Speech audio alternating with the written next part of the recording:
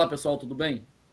Eu sou o Daniel Costa de Paiva, professor da Universidade Federal Fluminense, e esse é um trabalho diferente que a gente vai apresentar. É um trabalho de graduação. Em 2015, quando eu cheguei na universidade, dois alunos me procuraram, um deles o Gustavo, para falar a respeito de uma possibilidade de trabalho final de curso. E esse trabalho seria sobre robótica, algo que ele gosta muito. E a gente então começou a conversar a respeito da temática e conversar a respeito de desenho do trabalho que seria realizado. Mas atualmente, o Gustavo está fazendo mestrado em ensino. Inclusive, a gente tem um outro trabalho aqui no Neuroedu falando sobre a dissertação dele. E a gente retomou o trabalho dele de graduação para falar de uma adaptação ao virtual, de modo que as dinâmicas propostas no TCC pudessem ser aproveitadas em período de pandemia. Gustavo, chega mais, vamos falar um pouquinho do seu trabalho. Tudo bom, pessoal? Bom, então vamos lá. O título do trabalho é Adaptações da Robótica Educacional em Tempos de Pandemia, do real ao virtual, favorecendo as dinâmicas escolares. A primeira coisa que a gente precisa entender é que robótica educacional vem da robótica, eletrônica, movimento. Então tomem cuidado. Quando vocês veem o termo robótica educacional por aí, tem muitas empresas, tem muitas escolas utilizando essa terminologia para objetos de papelão. Estão se aproveitando de um termo muito atual, muito relevante, e que gera interesse de muita gente. No nosso caso, a gente está falando de um carrinho robótico. E antes de falar em detalhes do trabalho e de como ele foi adaptado, eu queria convidar vocês a conhecerem o nosso grupo de pesquisa e o nosso canal do YouTube, onde a gente tem versões mais expandidas das explicações e das conversas que a gente está tendo aqui no Neuroedu, e também outras abordagens, tanto de desenvolvimento técnico e tecnológico, quanto em relação a abordagens educacionais, carreira acadêmica. E vamos direto então para a fundamentação do trabalho. Esse trabalho, ele parte de uma abordagem de jogos. E por jogos nós precisamos entender todo um conjunto de atividades, equipamentos, dinâmicas que vão envolver desde aqueles jogos de tabuleiro até os jogos mais dinâmicas de grupo, passando por jogos digitais e também chegando à robótica. A robótica ela vai ser interessante porque, além de ter dinâmicas e características de jogo na abordagem que nós estamos trazendo aqui, ela também traz a parte física. As crianças, os adolescentes, os estudantes em geral gostam muito de visualizar um carrinho reconhecendo determinados objetos e obstáculos e se comportando de forma autônoma, automática.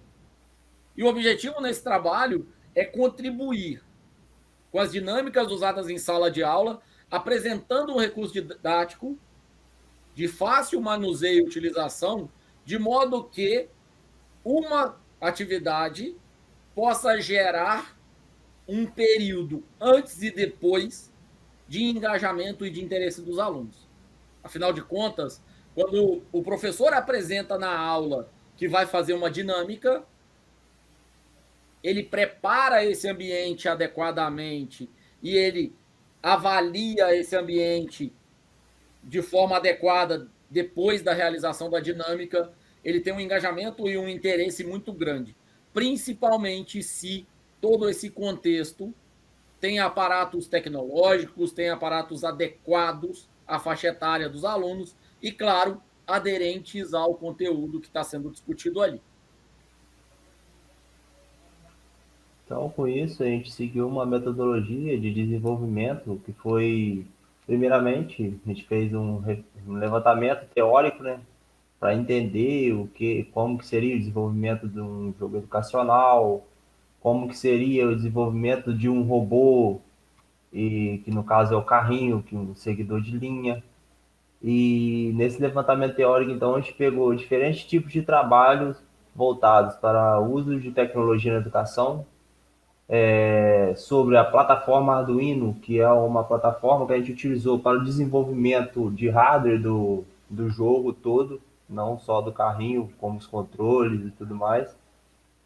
E com isso, depois desse levantamento teórico, que a gente conseguiu entender como que funcionava isso tudo, a gente foi para a parte de desenvolvimento do jogo em si, começando totalmente pelo carrinho, fazendo primeiro ele aprender a seguir uma linha, colocando os melhores sensores possíveis para isso e sempre pensando no baixo custo, que é uma vantagem que a plataforma do Arduino nos traz. Então, após isso a gente foi para o desenvolvimento dos controles e do tabuleiro, para então depois a gente desenvolver a parte de software do jogo em si, onde funciona o jogo, e assim testar e levar para as feiras, para as escolas e para apresentar a todos. Então, as duas dinâmicas que tem no jogo, apresentado na parte de software, é uma é uma disputa entre duas equipes ou dois jogadores, depende muito como o professor vai mediar isso. Vamos colocar duas equipes. Cada equipe disputa quem responde primeiro, que existe uma parte de hardware, onde utiliza um botão, para quem apertar o botão primeiro responde aquela pergunta. E a outra dinâmica é onde a cada rodada uma equipe responde, sendo que, na verdade, o jogo em si foi desenvolvido para que o robô revelasse a resposta no tabuleiro. Mas com esses tempos de pandemia, a gente adaptou para essas respostas serem reveladas pelo educador.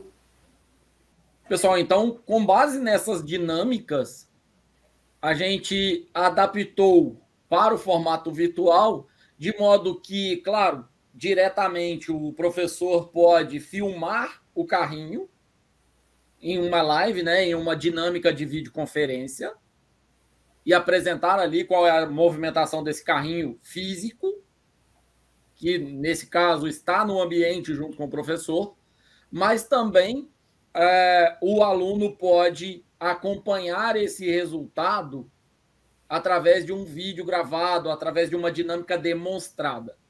Lembrando que a gente está falando de um dispositivo elaborado com hardware de baixo custo, com software de fácil implementação, de fácil desenvolvimento, e de modo que apenas um carrinho pode cobrir uma grande área de escolas, um grande grupo de instituições, uma vez que você pode, no caso da versão física, levar para cada um dos professores, para cada uma das escolas, mediante agendamento.